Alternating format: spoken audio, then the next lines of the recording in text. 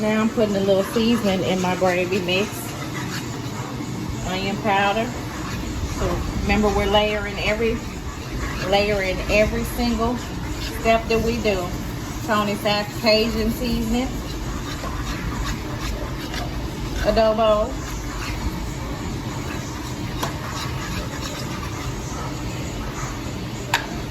Garlic.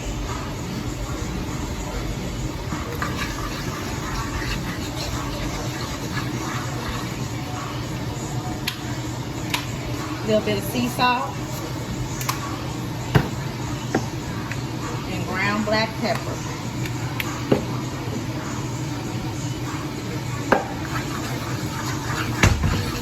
Whisk away. Now I'm going to let this mixture get a little bit more brown. When you're making chicken gravy, you don't want it as dark as your beef gravy would be, okay? So we're going to go a little bit more browner because I like brown gravy. I could really stop right here and leave it this light because it's chicken. Now, if we was making beef, it would be darker, almost black. Not black, but you know. So I'm gonna go ahead and throw me some onion and bell pepper in. Now I'm giving these country folks a 30 weight gravy, so and then I'm cooking a lot of chicken, so that's why you see mine really thick.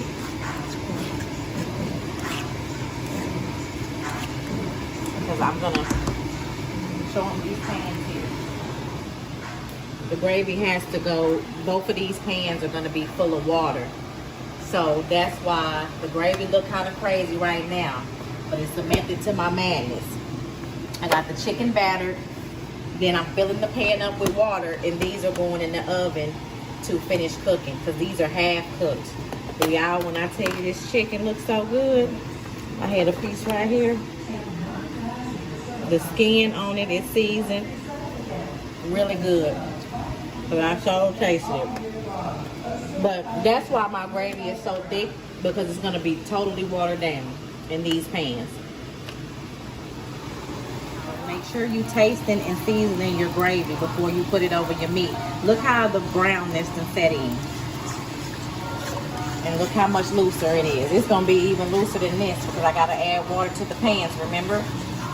But I have seasoned it with some more Cajun seasoning, some more black pepper, and a little bit more sea salt, because sea salt brings out the flavor in your food. Not a lot, but it helps bring out the flavor when you add a little bit. Ready?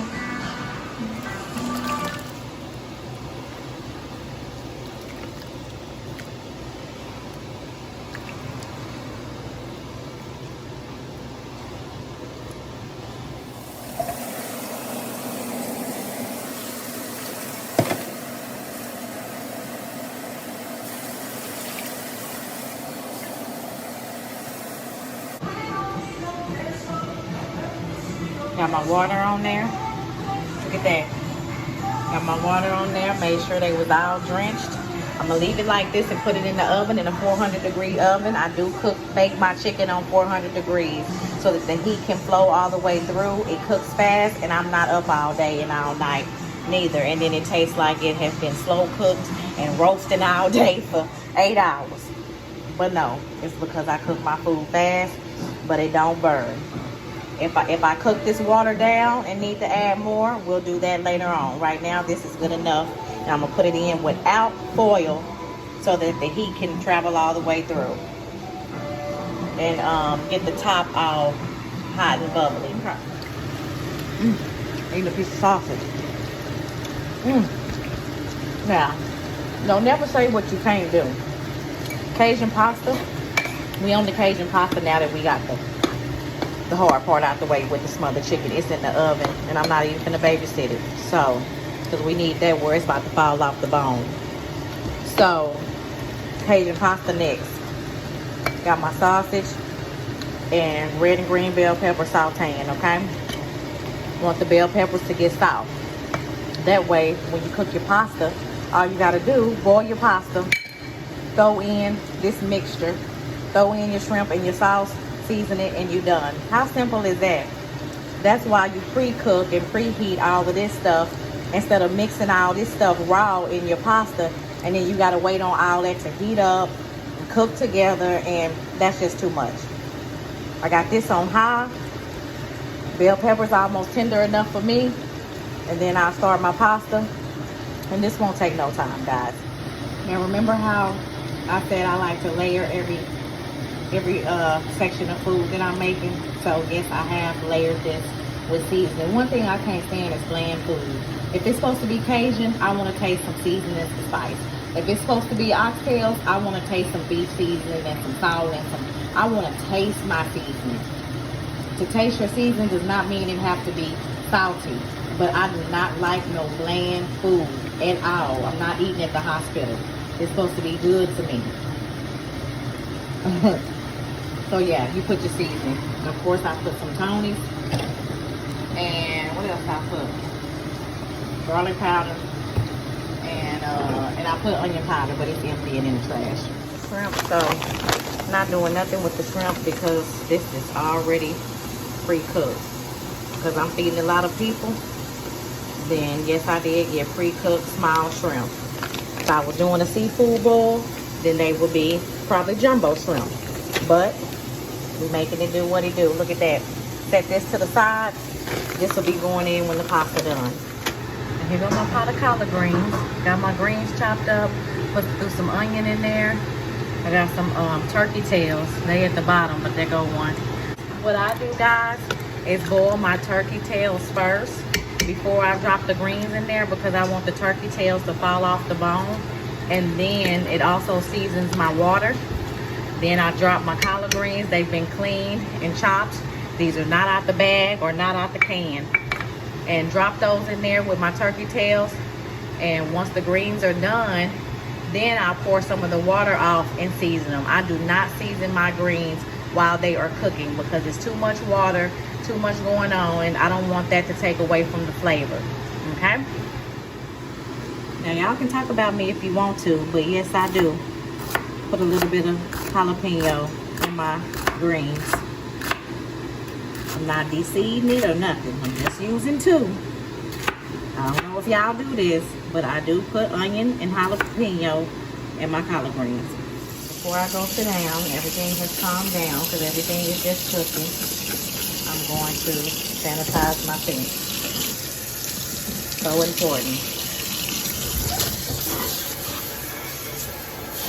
Some bleach, hot water, whatever kind of disinfectant you use, and sanitize your sink.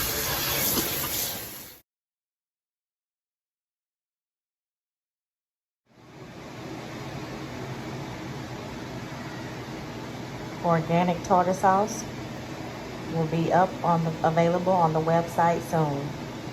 Louise's Country Kitchen, organic homemade tartar sauce for your fried fish. We will be showcasing this at the pop-up shop with free samples of fried fish pieces to dip the tartar sauce in. Will be available soon for purchase. Tartar sauces for sale, little individual cups, and then these won't be the containers sold on the website. They will be different, and these are about to go in the refrigerator with the rest of them. Make sure you always refrigerate your tartar sauce. All right, the greens are done, guys. I have already seasoned them. Look at that. As soon as I started mixing, that's what I wanted. As soon as I started mixing them up with the seasoning, the turkey just, you see, fell apart, fell off the little tailbone. They are seasoned to perfection. I've already had everybody taste them, and they're just the way I need them to be, the way I like my greens to taste. They got a little bit of punch because of those two fresh jalapeno peppers. You do not have to use that, but these are done. And my chicken is still in the oven. We need that to where it's slightly about to slide off the bone, but not quite to where it's gonna shred. So I'm gonna go sit down for a little bit, and all I'm waiting on is the chicken.